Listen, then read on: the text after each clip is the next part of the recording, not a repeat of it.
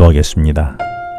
하나님 아버지, 바울을 인도하신 하나님의 섭리를 묵상하면서 저를 인도하시는 하나님의 섭리를 확인하게 하여 주시옵소서. 예수님 이름으로 기도합니다. 오늘도 사도행전 28장 14절에서 바울을 이와 같이 인도하셨던 지난 바울의 과정을 묵상해 보겠습니다. 하나님은 유대 사회에서 주리가 되려던 바울을 다메섹으로 가는 길에 부르셨었지요.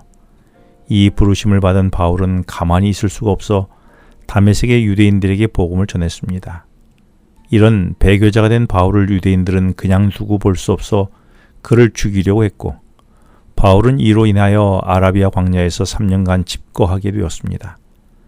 바울은 그곳에서 옛 사람을 버리고 주님의 사람으로 거듭나는 경건의 훈련을 했습니다.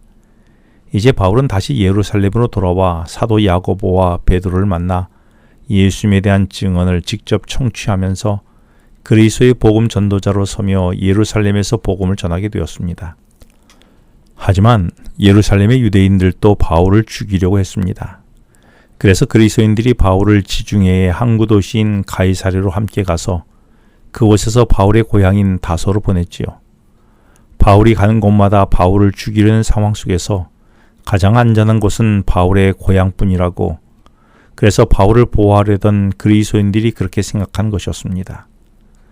사도행전 속에서 바울이 주님 앞에서 무언가를 깊이 생각하거나 주님 앞에서 중요한 결론을 내려야 할 때는 항상 배를 탈 수 있는 곳에서도 배를 타지 않고 주로 걸어가며 주님과 대화하고 묵상하는 시간을 가졌었습니다. 그래서 저 개인적으로 생각해 보는 것은 이때에도 가이사랴에서 고향 다소까지 바울은 걸어가며 다소로 향하는 길에 있었던 이 아마누스 산을 넘어 예수 그리스도에게 이끌려 고향으로 내려갔을 것이라고 생각이 듭니다. 이번에 고향에 내려간 바울은 무려 13년 동안 집거해야만 했습니다.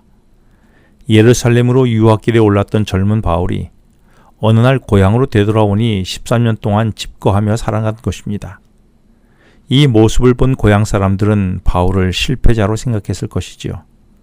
그런데 이런 시선에도 젊은 혈기가 충만했던 바울은 고향을 박차고 튀어나오지 않고 묵묵히 참고 기다렸습니다.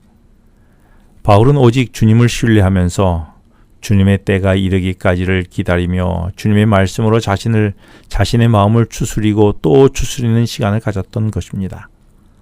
그리고 마침내 주님이 때가 이르렀을 때에 바울이 상상치도 못한 길로 바울을 불러내셨습니다. 주님은 안디옥 교회 담임 목사인 바나바를 통해서 고향 다소에 있던 바울을 안디옥 교회 공동 담임 목사로 불러내신 것입니다. 그때까지 바울은 자신이 교회의 목회자가 되려고는 꿈에서도 생각해 본 적이 없었습니다. 바울이 예루살렘에서 유대교 주류가 되려고 그리스도인들을 마구 짓밟던 시기에 유대교의 핍박을 피해서 많은 예루살렘의 그리스도인들이 동서남북으로 흩어졌었지요. 흩어진 신자들은 어느 곳에서 정착을 하든지 정착한 곳에서 현재 유대인들에게 복음을 전했습니다. 그들은 우리 선조 때부터 기다리던 메시아가 바로 예수라고 유대인들에게 전했던 것이죠. 그런데 아프리카의 구레네와 구브로 섬에서 안디옥의 몇 명의 유대인 그리스도인들이 안디옥에 있는 헬라인들, 즉 안디옥에 있는 이방인들에게 복음을 전하면서 수많은 안디옥에 있는 헬라인들이 복음을 영접했습니다. 2000년 전 기독교 역사상 최초로 이방 세계에서 최초의 이방인 교회가 탄생했지요. 예루살렘에 있던 사도들은 이방 세계에서 최초의 이방인 교회가 세워졌다는 소식을 듣고 깜짝 놀랐습니다. 그래서 바나바를 안디옥 교회 초대 담임 목사로 파송했지요.